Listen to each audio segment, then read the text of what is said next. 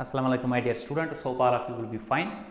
In our today's lecture, we will discuss an important topic regarding an accessory digestive gland which is heterocrine gland as well, that is pancreas. So far as our previous lecture is concerned, in which we discussed some anatomical and morphological perspective of the gastrointestinal tract, and we discussed the location and some external aspects of some important accessory digestive glands, that is liver, that is pancreas. But in our today's lecture, we will come to know about the regulatory mechanism being operated over the pancreas for having its secretion in a regulatory normal sense, and we will also be having a look over the histological perspective of the pancreas. So let me start our today's topic, that is pancreas.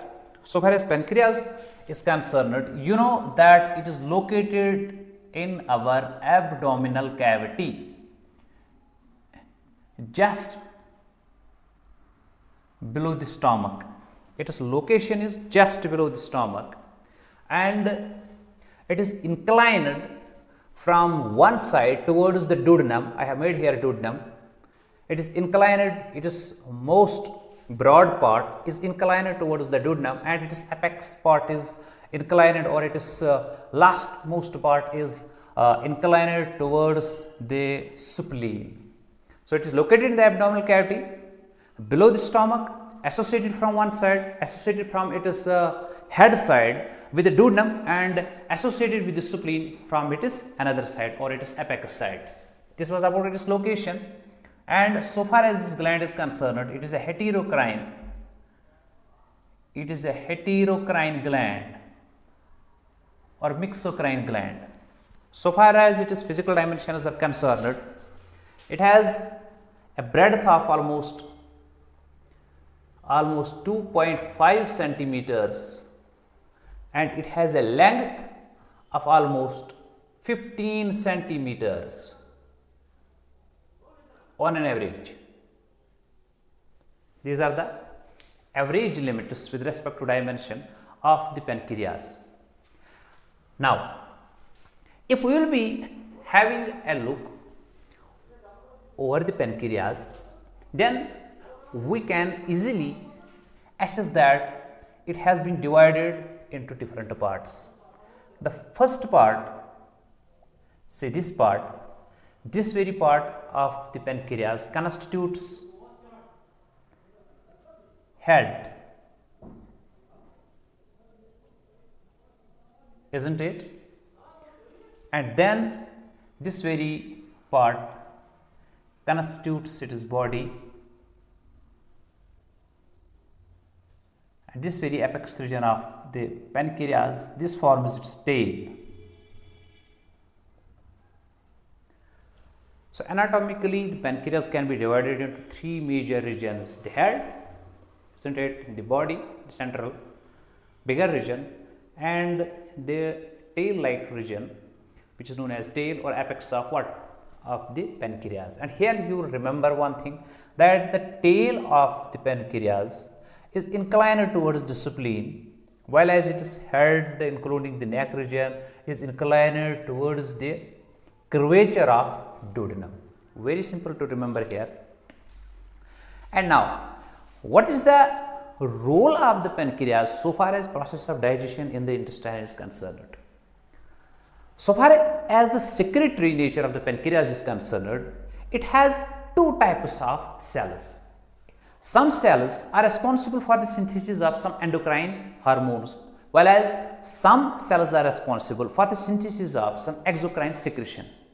And a gland which is having ability for the synthesis of both types, exocrine as well as endocrine, such a gland is called as heterocrine or mixocrine gland. So it comes in the category of mixocrine or heterocrine glands.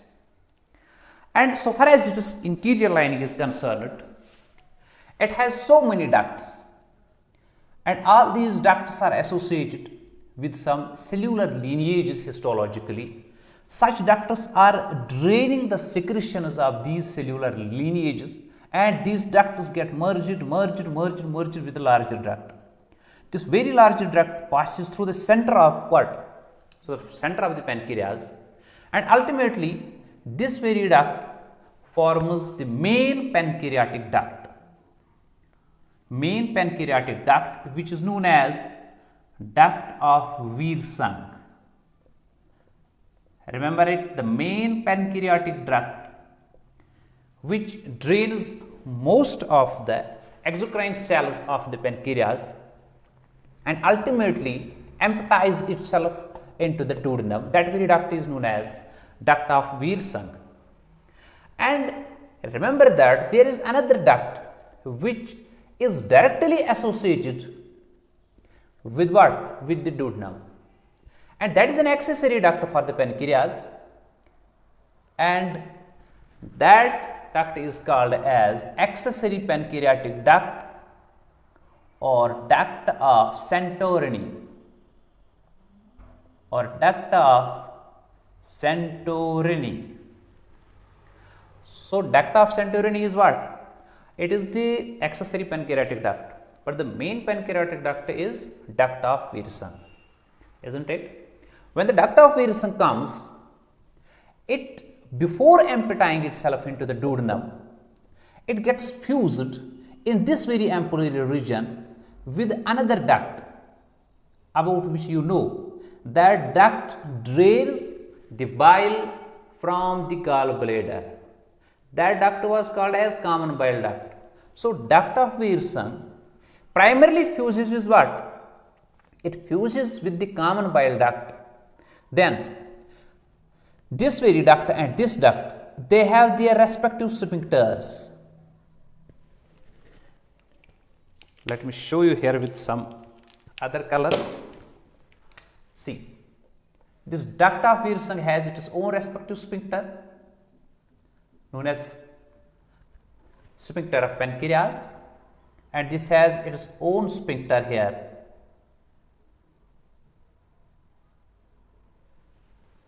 which is known as Hepatic Sphincter, and then these sphincters fuse and they form a very important sphincter which is known as Sphincter of Oddi.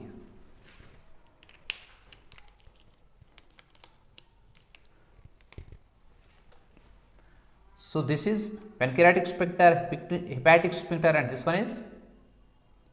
one is Sphincter of Oddi. And you know that the Sphincter of Oddi has its external side covered with an ampulla. This ampulla, which is known as ampulla of Vater.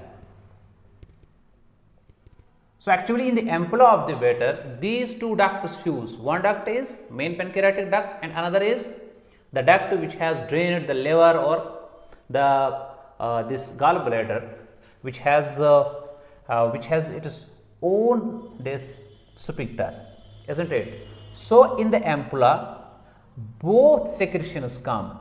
One secretion is being taken out by this very pancreatic duct and another is being taken out by this very common bile duct. Now, if we will be having a look over the regulatory mechanism being operated over the pancreas for having its secretion. You know, this time we are discussing the pancreas as an accessory digestive gland. So, this time we will be having more thorough look over the digestive role being played by our pancreas. And so far as our duodenum is concerned, it has some important cells. One cell I will make here, say this is the S cell, another cell is I cell, and there is some another cell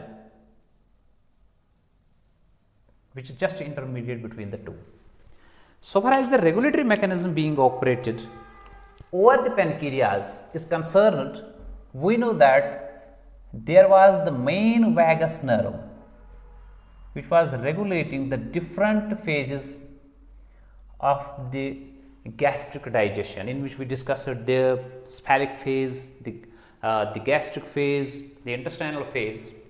And so far as this vagus nerve is concerned and so far as its parasympathetic nerve endings are concerned, the parasympathetic part of the vagus nerve synthesize an important neurotransmitter known as acetylcholine. Here it is acetylcholine. This acetylcholine has specific receptors in the secretory cells of pancreas. So, this acetylcholine regulates the synthesis of pancreatic juice. And there is another endocrine regulatory mechanism which is also being operated over the pancreas for having its normal secretion. That is, it is also being regulated by the secretion of S cells of the duodenum or jejunum. Here I have made an S cell. This S cell is actually responsible for the synthesis of,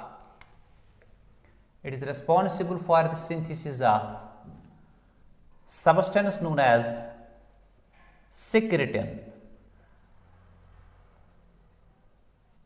S cell synthesizes secretin, and you know it fully that the secretin played its important role for having a regulation over the gastric secretion, and the same secretin has also receptors in the secretory cells of the pancreas.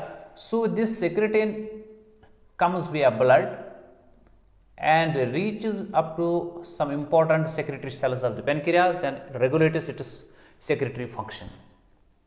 And we also have another type of the cell which is lying in our duodenum or the jejunum, that is called as eye cell. And you know that eye cells are responsible for the synthesis of another substance known as CCK. They will synthesize here another substance known as CCK, cholecystokinin. And you know it was this cholecystokinin which was guiding the gallbladder to get squeezed and to get drained via the respective bile ducts, so that the bile would have reached into the duodenum to play its role in the process of the digestion. And the same CCK has been seen for having its respective receptors by different acinar cells of the pancreas. So, CCK is also regulating the secretory function of what? Of your pancreatic exocrine cells. And besides that, most of the authors are opining that there is some sort of intermediate cell, some another cell which is responsible for the synthesis of another hormone known as pancreozymin. Remember it, pancreozymin. And this pancreozymin has also its regulatory role over the secretory cells of the pancreas. See, when we discussed the cephalic phase, the gastric phase and the intestinal phase of the gastric secretion, there we came to know the role which was being played by the parasympathetic nerves, by the sympathetic nerves, by the vagus nerve, by some other like trigeminal or other nerves. And we also came to know the role being played by different hormone like substances like secretin was there, like CCK was there, and some other substances were there. Similarly, in all the three phases of the gastric secretion, that is cephalic, that is gastric, that is intestinal, the regulation of the secretion of the pancreatic cells takes place. In the cephalic phase, some of the cells which are forming the epithelial lining of the ductus, or the smaller ductus of the pancreas are having the ability for synthesis of mucus like secretion which contain more bicarbonate ions, which we will be discussing a bit later. And as soon as the cephalic phase begins, the bicarbonate ion secretion starts from different epithelial lining of the ductules of the pancreas under the influence of secretin and under the influence of acetylcholine. You know, when cephalic phase started in the gastric secretion, then there was synthesis of the acetylcholine, and acetylcholine has played its role for guiding different types of the gastric glandular cells to synthesize some respective enzymatic substances or other substances. And acetylcholine is having the similar this inducing role over some different epithelial cells which are present in the ductular regions of the pancreas. And when secretin was playing some role over the regulation of the gastric secretion, then at the same time when the chyme has reached in the duodenum, then that chyme has induced the S cell for having synthesis of the secretion, the secretin. Then this secretin along with the blood comes and it guides some of the other cells of the acinar cells of the pancreas for having more and more bicarbonate synthesis and synthesis of some other enzymatic substances. And when more food along with some these triglycerides, fatty acids, peptones, peptides from the stomach comes and reaches in the duodenal part, then this type of the cell synthesizes pancreozymin, which again induces the acinar cells of the pancreas to synthesize more and more of the pancreatic secretion, which contains more of the organic material and less of the inorganic material.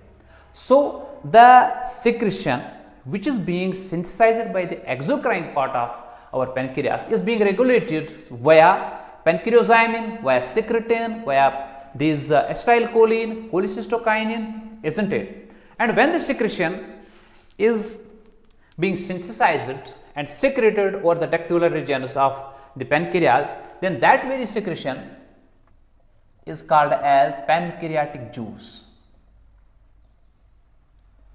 On daily basis, a person can synthesize up to 1500 ml of pancreatic juice. What this pancreatic juice is? Unlike gastric juice, it is very alkaline. It is very alkaline with an pH of more than 8. Its pH ranges above 8.2. It can go up to 8.8 or 8.9 even. So far as the specific gravity of pancreatic juice is concerned, its specific gravity ranges from 1.008 to 1.03. This is the range of its specific gravity or the specific gravity of the pancreatic juice. Besides that, the pancreatic juice consists of two types of secretions. One is inorganic content, another is organic content. So far as it is inorganic content is concerned, it mostly contains the sodium bicarbonate. The inorganic content of pancreas mostly contains sodium bicarbonate, whereas the organic content contains most of the enzymes, the action of which will be discussed in coming lecture. But the enzymes which are present in the pancreatic juice contain pancreatic amylases, pancreatic lipases, pancreatic nucleases, which contain both DNases as well as RNases. It also contains chymotrypsin, carboxypeptidases,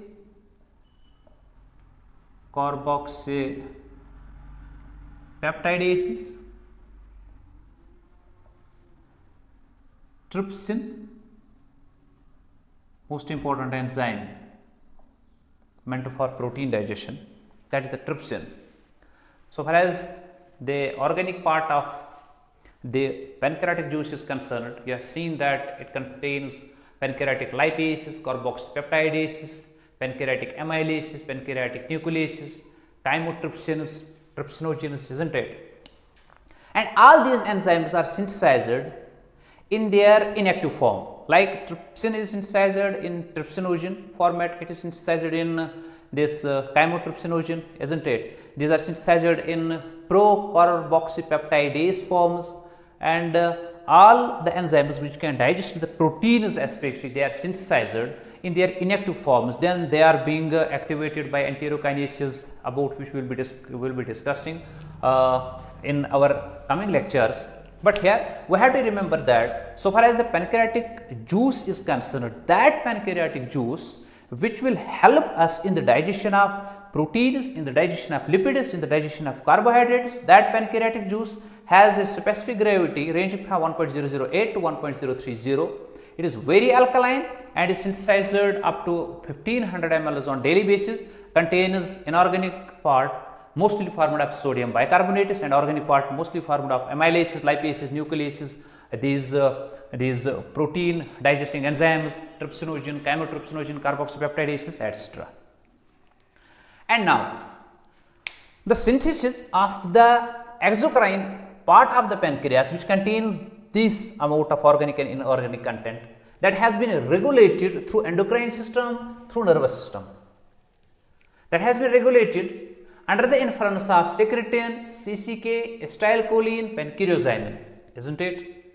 When these hormones are guiding the important secretory cellular regions of the pancreas, then pancreas synthesizes this pancreatic juice and pour that pancreatic juice with the help of main pancreatic duct or duct of Wilson, and that incorporate that into the duodenum. Then when this pancreatic juice will come, since you know that it is alkaline, it will act as a buffering agent to regulate the acidity of the chyme, which otherwise was having low pH or high acidity. And number second, it will now induce some other enzymes or the enzymes which are present in itself to get activated and to start the process of digestion of proteins, process of digestion of peptones, polypeptides, and these lipid substances and other carbohydrate or the nucleic acid like substances. So, the regulation of the exocrine part of the pancreas is indirectly under the control of this very thing, that once the chyme enters into the duodenum, then these respective cells will get induced and they will start the synthesis of their respective hormones, which will regulate or which will induce the pancreas to synthesize its respective pancreatic juice and pour that into the duodenum. If a person will be having some issue with the duct of the pancreas, or if the duct, main pancreatic duct will be blocked, subtle pancreatic juice which will be containing these important organic and inorganic substances, subtle, that will come and that will play its role in the process of the digestion, but that will come through some another accessory duct which is known as duct of Secretory. You will remember it. Now, if we will be having a thorough histological look over the pancreas, then we will be having a structure like this, which will be present towards the interior of the pancreas. You know that the pancreas is both exocrine as well as endocrine. So, when we will be having a histological look over the pancreas, then we will fully come to know that what are the cells which are responsible for the synthesis of these pancreatic juice or pancreatic substances which are helpful in the process of digestion, and we will also come to know about the cells which are having their role in the endocrine system for the regulation of different things in the physiological part which is being played our body internally. So, let us see. If we will be having a histological look, we will find a structure like this. First of all, we will find some cells, you know, these red dots I have made here. These red dots are very small, and these red dots are actually constituting the endocrine part of our pancreas. These red dots will constitute the endocrine part, and these very endocrine parts of our pancreas are formed of some special cells known as islets of Langerhans, and other more than 90 to 98% part of the pancreas is made up of special acinar cells, and here this very and these regions mostly are formed of acinar cells. So you should remember two things here, that most part of the pancreas is made up of acinar cells, which is the exocrine part, and the least part of the pancreas constitute islets of Langerhans, which form its endocrine part. And for the sake of convenience, I have made another diagram here in which we will come to know about these islets of Langerhans and the types of the cells which are present in islets and the acinar cells. See here, these are the acinar cells. These are acinar cells. These are acinar cells, and these are epithelial cells of the ductules. Epithelial cells of ductules. If I will take one acinar cell here,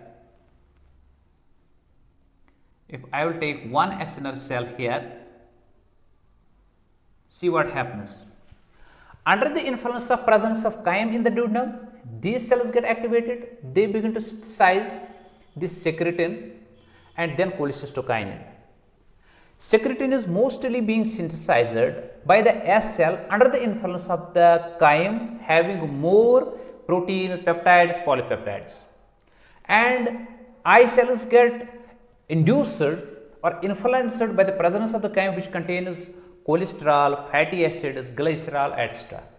So they have chemoreceptors for fatty foods, they have chemoreceptors for proteinaceous foods, and the respective formats of the foods induce these types of the cells to let them synthesize secretin or CCK, cholecystokinin. And the acinar cells, which are just like follicular cells, when they get induced by, here it was having one receptor, it was having another receptor, and say it is having another receptor. These are the three important receptors of the acinar cell. When under the influence of proteinaceous food, secretin has come and secretin reached here, its signal has been received by the respective receptor, this is the secretin, and secretin has induced the Golgi apparatus of the acinar cell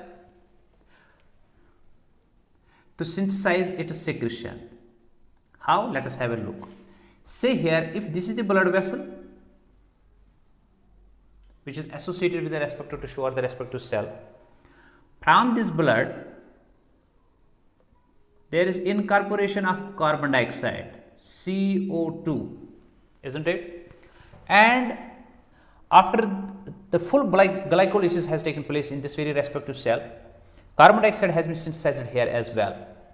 And say here, this very duct, I will made this duct here. 1 minute. This is the blood vessel and this is the duct. This is this duct and this is the blood vessel.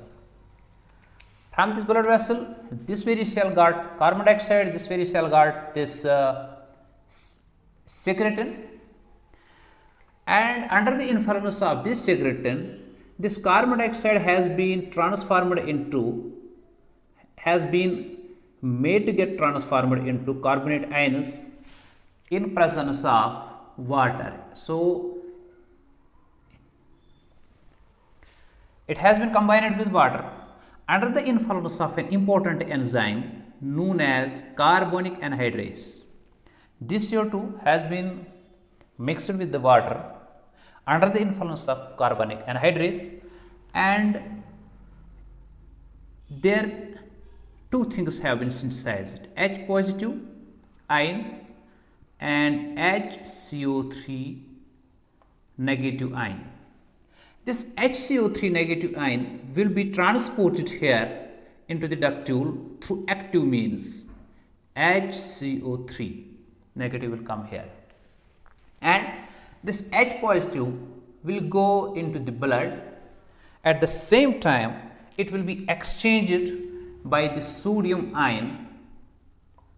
This H positive will come here into the blood. Here it is H positive. It has come here into the blood, and this Na positive has reached into this very acinar cell. And then the same Na positive, was taken up into the lumen of this very duct tube, and these both will be combined and they will be converted into sodium bicarbonates. So, sodium bicarbonate has been synthesized by the acinar cell under the influence of carbonic anhydrase, which has been activated or influenced by the secretin which it got from the blood from the S cell of your duodenum. And when the CCK is synthesized, this CCK comes and reaches here, and its signal is being received by the respective receptor of this very acinar cell. Under the influence of the CCK, it will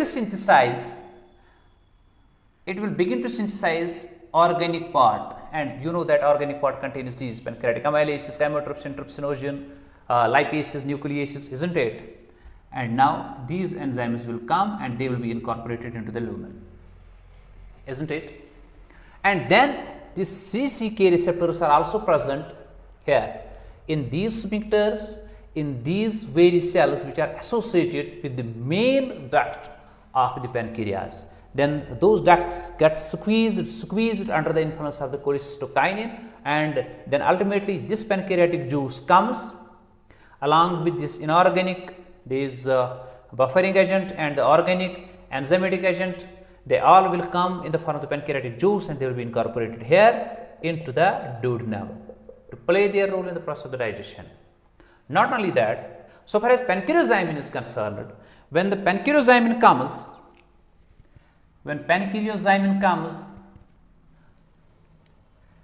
secretin will come along with blood, cholecystokinin will come along with blood, and pancreozymin will come along with blood. Now, pancreozymin will induce these cells to have more and more enzymatic synthesis. They will induce the Golgi apparatus of the acinar cells to have more and more enzymatic synthesis. So, fluid watery bicarbonate synthesis is being mostly regulated or influenced by secretin, but the enzymatic secretion is mostly being influenced by pancreozymin or cholecystokinin. But cholecystokinin has another role here to play, that is squeezing of the respective vessels of the respective ducts of the pancreas, so that easy incorporation of the pancreatic juice into this duodenum will take place. Okay.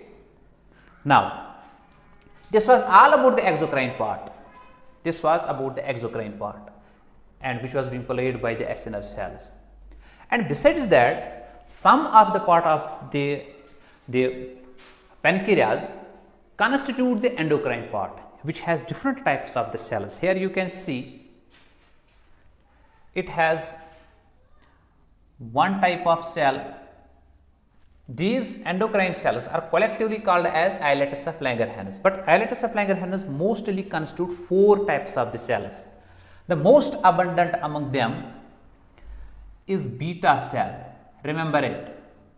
The most abundant among them is beta cell because it constitutes 65% of islets of Langerhans. And then it also contains some of the other cells which are known as alpha cells,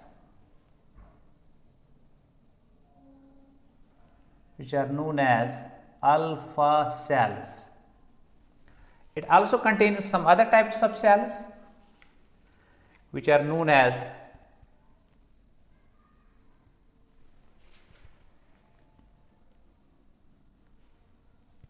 delta cells, and it also contains some other types of the cells which are known as gamma cells or PP cells. Delta cells and some gamma cells. So far as islets of Langerhans are concerned, they contain most abundant beta cells and they contain alpha cells which form almost 15% of the islets of Langerhans. They also contain these delta cells which constitute only 5% of islets of Langerhans, and then they also contain the gamma cells which again constitute almost 15% of islets of Langerhans.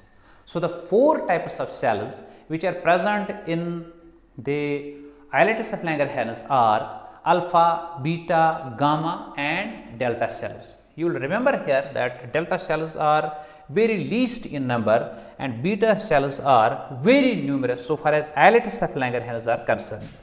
Now, let us have a thorough look over these different types of the cells and their secretory role. First, let me write down here alpha cells, then beta cells,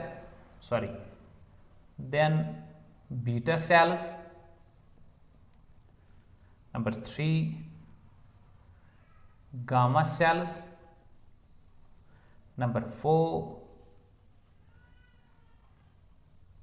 delta cells. These four types of cells constitute the endocrine part of your pancreas and are collectively known as islets of Langerhans, isn't it? And so far as their role in the endocrine system is concerned, we will be having a thorough discussion in our coming lectures, but here we will remember the hormones which are the secretory substances which are being synthesized by the respective cells. Alpha cells are responsible for the synthesis of hormone glucagon, and beta cells are responsible for the synthesis of important hormone, that is insulin, the role of which will be discussed when we will discuss the topic on diabetes. And similarly, gamma cells are also responsible for synthesis of another substance known as pancreatic polypeptide,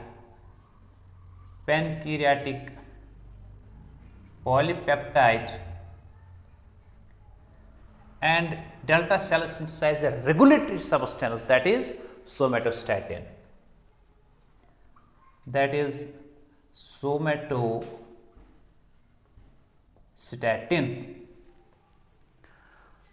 Glucagon will be responsible for increasing the blood glucose level when its level goes down during the course of the fasting, and insulin is responsible for conversion of glucose into glycogen like substances, or for guiding the cells of the body to take more and more glucose and thereby to utilize it. So insulin will tend to reduce the content of the sugar or the glucose in our blood, but it will lead to increase in the content of the blood sugar level. So these are called as diabetogenic hormones, and pancreatic polypeptide will be responsible for guiding the acinar cells to get regulated over their secretory role. So pancreatic polypeptide has its role to play again on the acinar cell. It will guide the acinar cell to not to synthesize more and more digestive enzymes, and it will also guide it to synthesize the enzymes in their pro forms or in their inactive forms. And about the somatostatin, you know, this is being synthesized by different G cells or different gastric cells. It is also being synthesized by the hypothalamus, and it has a regulatory role over the growth hormone, about which we will be discussing in our coming endocrine physiology. With this, we have concluded our lecture. In our today's lecture, we came to know about this anatomical and histological aspect of our pancreas, the regulatory role which is being operated upon the pancreas for having its pancreatic juice secretion in a regulatory manner, and we also came to know about the role which is being played by different types of endocrine cells, which are collectively called as the islets of Langerhans, in which we just came to know about the respective substances which are being synthesized by the respective cells of islets of Langerhans. And with this we have concluded our lecture. I hope that you might have got something in my lecture. I will be waiting for your good comments which will guide me in enhancing the quality of my lectures, both through my deliberations and expressions as well as in technological aspects. And I will be meeting you in coming lecture